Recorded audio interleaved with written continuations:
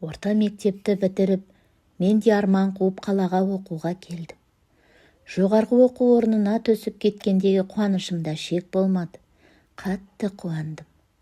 Көп балалы тұрмысы төмен отбасынан болғандықтан оқуға түсіп кеткенім мен үшін шексіз бақыт болды. Осылайша 17 жас студенттік өмірім басталып кетті. Өзім оқып жүрген жоғары оқу орнында оқитын жігіттердің қол жетпес арманын айналдым. Қысқы демалысқа ағамның үйіне келдім. Ағамның жаңа үйленген кезі. Көрші ауылға жас келіншегімен бөлік шыққан. Ол үйде жеңгемнің Медет деген бауыры жатыр екен. Жұмыс іздеп келіп, сол ауылдағы мал шаруашылығында жұмыс істейді екен. Ұзын бойлы, сымбатты, қара торы жігіт. Жасы 16-да болса да, өз жасынан үлкен көрінеді. Сөйлеген сөзі, жүрісі, жымия күлген, бәрі өзіне жарасады. 9 жылдық білімі бар, әрі қарай оқымай тастап кетіпті. Кешкілік екеуміз серуендеп кетеміз. Ауыл жастарымен араласып, туған күн кештеріне барып жүрдік. Адам азам десе бірақ сәтте жолдан таяды екен ғой. Өз құда балама ессіз ғашық болдым. Бұрын сонды ғашық болып көрмеген бойымды бір алапат күш биледі. Ғашықтық деген адамды не бассыздыққа, немесе бақытқа жетелейді дейді. Бұл ғашықтық мені бассыздыққа, бақытсыздыққа жетеледі. Бірақ түнде құда баламның қойнынан бірақ шықтым. Осылайша екеуміздің кездесуіміз жиіледі. 1996 жыл. Бірінші курс оқып жүрген кезім. Оқу орнымның жатақханасында жатамын. Студенттік кез ғой. Бар жоғымызбен бір құратып бөлмеде ас әзірлейміз. Өз-өзімді жайсыз сезіндім. Бөлмеде пісіп жатқан тамақтың иісінен жүрегім айнып, лоқсып мазам кетті. Бас кезінде түсінбедім. Асқазаным ауырып жүр ма деп ойладым. Көп замай өзімнің жүкті екенімді сездім. Алғызып тастауға барсам, кәмелеттік жасқа толмағанмын. Егер білсе, университет бәрі шулайды. Күннен күнге ішім өсе бастады. Оқуымды тастап үйге қайттым.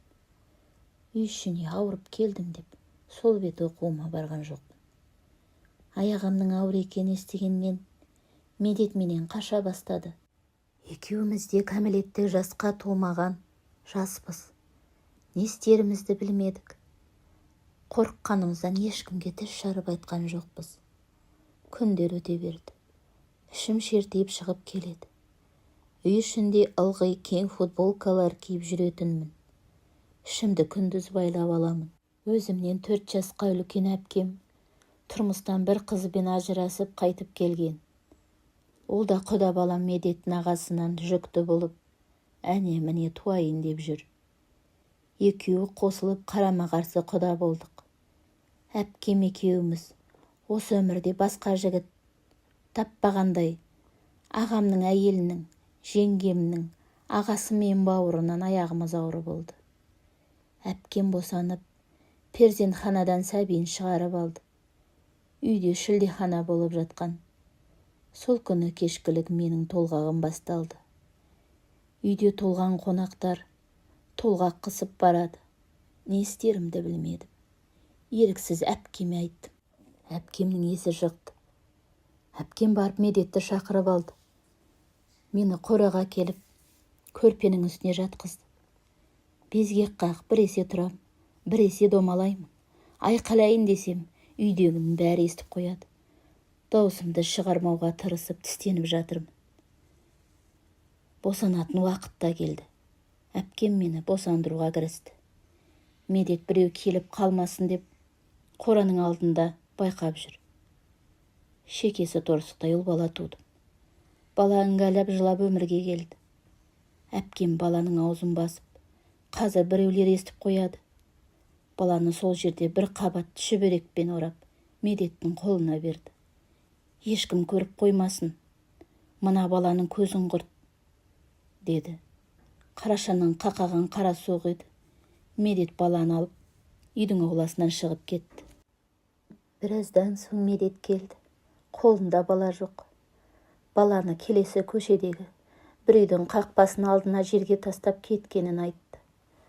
Дүние есігін аша салып, далаға лақтырылып, сәбиімнің тірі қалуға еш мүмкіндігі болмады. Ертеңгісі ауыл халқы дүрліге оянды.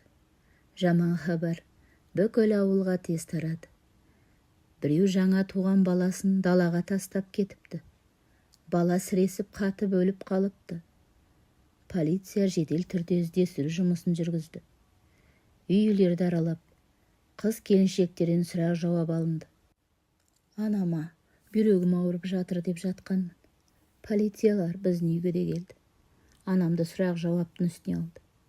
Үйде неше қызыңыз бар? Олар қайда? Қызым үйде, бүйрегі ауырып жатыр, деді анам. Қызыңызды шақырыңыз, деп мені де тергеді. Қай жеріңіз ауырып жатыр? Қашаннан бері ауырып жатырсыз? Мен бүйрегім ауырып жатқанын айттым. Тергеу шараларына байланысты мен ауруханаға тексеріске апаратындарын айтты. Тексерістен соны үйіңізге қайтасыз, деді. Тексеру нәтижесінде 2-3 күн бұрын жаңа босанғаным әшкере болды. Мені дереу тергеу бөліміне әкелді. Бұрынғы тәкаппарлық кеудем жоқ. Сүмірейіп жылап отырмын. Кәмелеттік жасқа толмағандықтан анамды шақыртты. Анам ойбайдың астына салды. Қуғарған қуалы басты, жерге қараттың-ау. Ашына күйінген анам аузына келгенін айтып жатыр. Баланың әкесі кім екені бәрі тергелді. Медетті полиция бөліміне шақырды. Кезінде артымнан жүгірген жас полиция жігіттер. Адам менсінбей, керемет болушы едің. Тапқан жігітіңнің түрі осы ма? Деп кекетіп, мырс-мырс өзара күліп қояды. Ұяттан кірерге тесік таппадым. Ұсатылып көзден ғайып болып, жоқ болып кеткім келді. Үйге келгенде ағам қамшының астын алып, тілім етіп сабады. Анам мен әпкем шырылдап арашалап жүр. Сұңғат-ау, өлтіресің ғой, қой енді, бір ашуыңды бер, деп анам бәйік. Өлгені жақсы еді бұл қыздың, жер басып жүргенше өле қал, деп айқайлап ағам оңдырмай таяқтың астын алды. Өз-өзімді қатты жек көріп кеттім. Шынында өліп қалсам, жақсы болар ма еді? Өмірден түңіліп кеттім. Сабап үйден ағам мені қуып шықты. Екінші көзіме көрінуші болма. Енді көзіме көрінсең, тірі қалдырмаймын. Көгала қойдай болып, туысқандарыма қалай барам? Келесі ауылда тұратын Медеттің үйіне келдім. Баламның мәйітін Медет ала сөмкеге салып алып келіпті. Медеттің әкесі ұлыма жолда туған деп, Жолдыбай деп есімін қойып жерлепті. Медет екеуміздің кәмелеттік жасқа толмаған себепті тергеу істері жабылды. Біз сотталмай аман қалдық. Тергеу барысында тек Медет екеуміз ғана болдық деп әпкемді айтпадық. Медет екеуміз жараспадық. Мен оны сүйгендей, ол мені шынайы сүймеді. Істеген істеріме қатты өкіндім.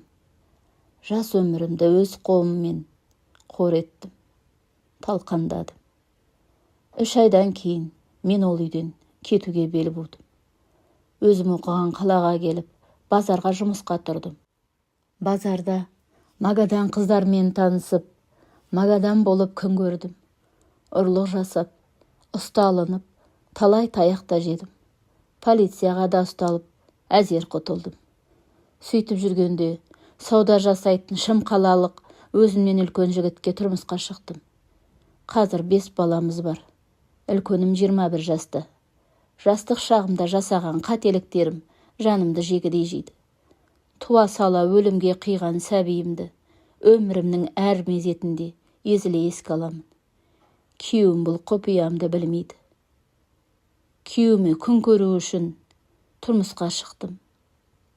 Бірақ шынайы сүйе алмадым. Әйтеуір балаларымның әкесі деп сыйлаймын. Осы өмірде жаралы жаныма демеу беретін балаларым. О дүниеде шақалақ кезінде өмірден өткен сәби, жұмаққа анамсыз кірмеймін деп Аллаға назданады екен. Жұмақтың алдында анасын іздеп күтеді екен. Ата-анасына шапағатшы болады екен. Ана өмірде сол періштем күнәһар анасын кешіре алады ма? Туа сала анасы мен әкесінің қолынан өлім құшқан сәбиім сатқын анасын іздейді ме? Мен де бейбақ анасын күтеді ме?